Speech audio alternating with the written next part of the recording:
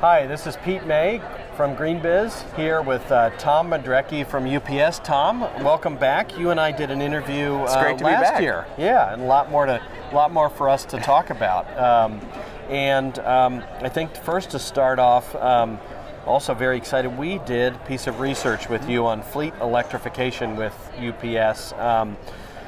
Talk a little bit, I've seen some things in that report. Tell us a little bit about what jumped out to you in that report. Yeah, we did some really interesting research this year with GreenBiz, focused on barriers to fleet electrification and what would drive sort of the conversion of traditional vehicles to alternative fuel vehicles that are cleaner, auspiciously better for business, and I think better for the communities that we serve. Yeah.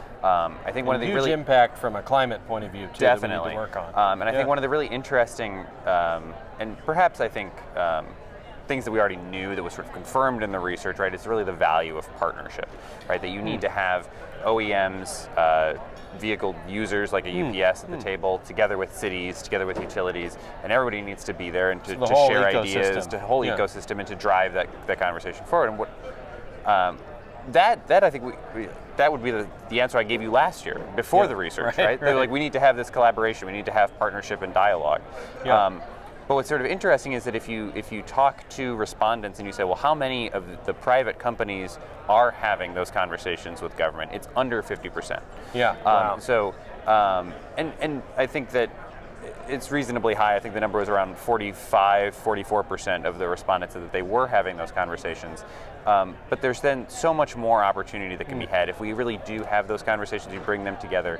I think they're really difficult conversations. You have a lot of moving pieces and a lot of people in their silos and lanes. Right, and also I would think from a policy point of view, the policy quote work is its policy considerations are different in different parts of the country, let alone the world. Different actors. How does the policy piece really play into this? Definitely, and one of the other surprising things in it, and I was almost like taken aback, right? That coming from a policy background, I think of as policy as like a mover and changer of the world and the economy. Right. But only 29%, so under 30% of respondents indicated that policy considerations, both in the present and in the future, were an impetus for electrification. Yeah. So they would. And maybe that's a good and encouraging thing, right? That like what people actually see is more the sustainability commitment or a market demand, that's the reason that they're going in something, and it's not the stick of policy. But I do think that sort of an important takeaway, or perhaps a learning that could be gleaned from the study, is that a lot of people aren't focused on what in the future could be a really significant impetus for change. Yeah.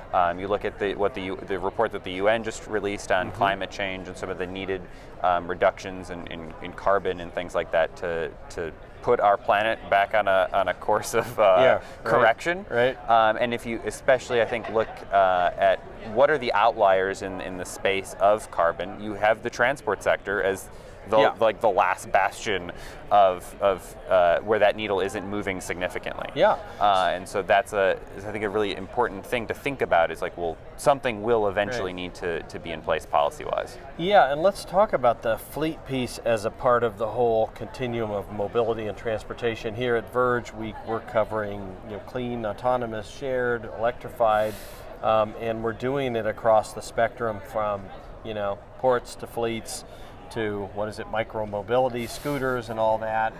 Talk a little bit about how UPS, obviously you're smack dab in the middle fleet side, but how do you look at that broader ecosystem of what's going on and really radical shift in transportation and how you play in that? Yeah, I mean, it's a really exciting time in the mobility arena, right? And I think that there's a lot of attention focused on some of those micro-mobility solutions that you mentioned and alluded to. We'd like to think that like trucks can be sexy too, or something like that, right? And so we have different partnerships in pilot projects that we're exploring all around the world. Yeah. We have some right here in California. We're a really interesting, cool collaboration with Thor Trucks down in LA, where we're testing. Parked outside. Yep, they're parked right outside.